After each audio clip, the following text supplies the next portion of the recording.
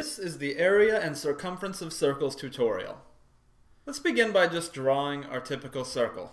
Here we have a circle with a red dot for the center. An important aspect of circles is the radius.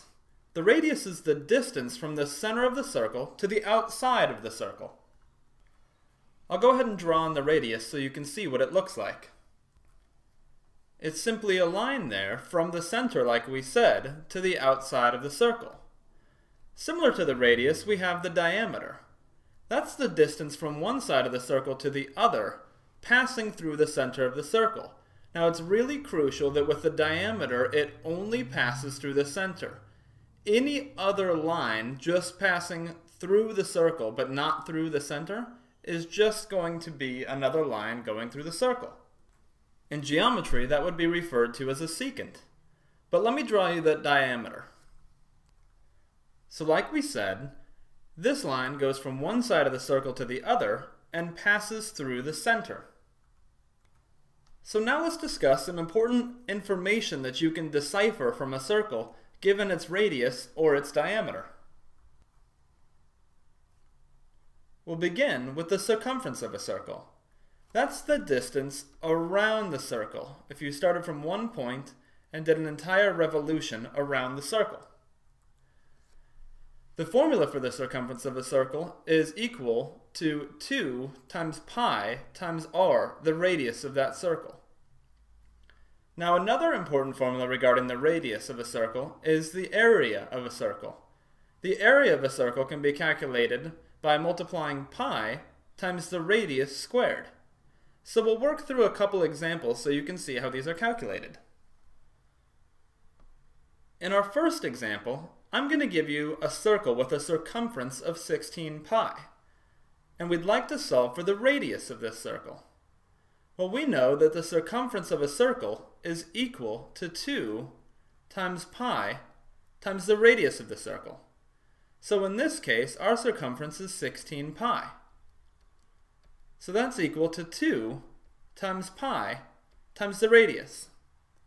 So the first thing I'm going to do to solve for our radius is I'm going to divide by 2 on both sides of the equation.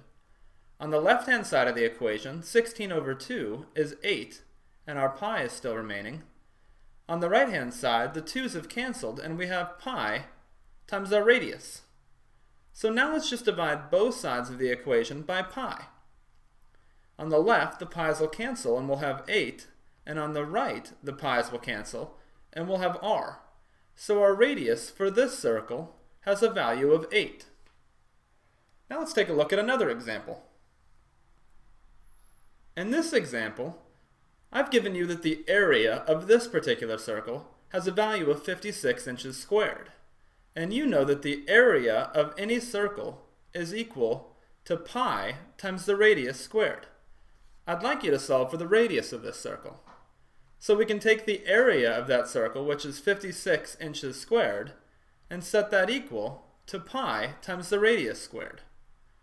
So the first thing we want to do to solve for the radius is to divide by pi on both sides of the equation.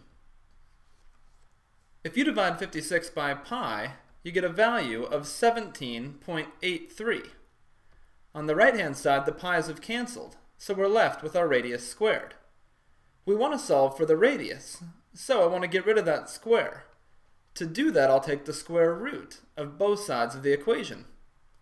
On the left-hand side, the square root of 17.83 is equal to 4.22.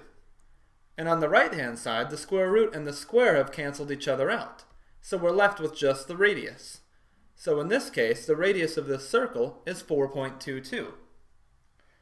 Lastly, I'd like you to give it a shot on a more difficult problem. In this problem, we have a circle with a triangle inside of it, and I'd like you to solve for the area of the shaded region. Now we're told that this circle has a radius of 5 meters. So, since the radius is just the distance from the center of the circle to the outside, I know that this value is 5 meters, and that this value is 5 meters.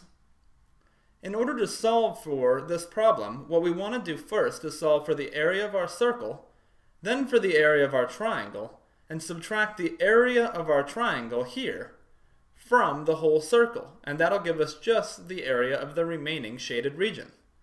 So let's begin with the area of our circle. The formula for that is pi r squared. So pi times our radius, which is 5, squared. So the area of our circle is really 5 squared, which is 25, times pi. So the area of this circle is 78.5 square meters. And if you recall the formula for the area of a triangle, that's 1/2 base times height. And in this case, our base and height are the same. They're 5 meters. So we have 1/2 base, which is 5, times height, which is 5. So really, we have 1/2 of 5 times 5, which is 25. And half of 25 is 12.5. So what we want to do now is take the area of our circle and subtract the area of our triangle. What we'll have then is the area of the shaded region. So the area of our circle is 78.5 meters squared minus the area of our triangle, which is 12.5 meters squared, which means that the area of the shaded region is 66 meters squared.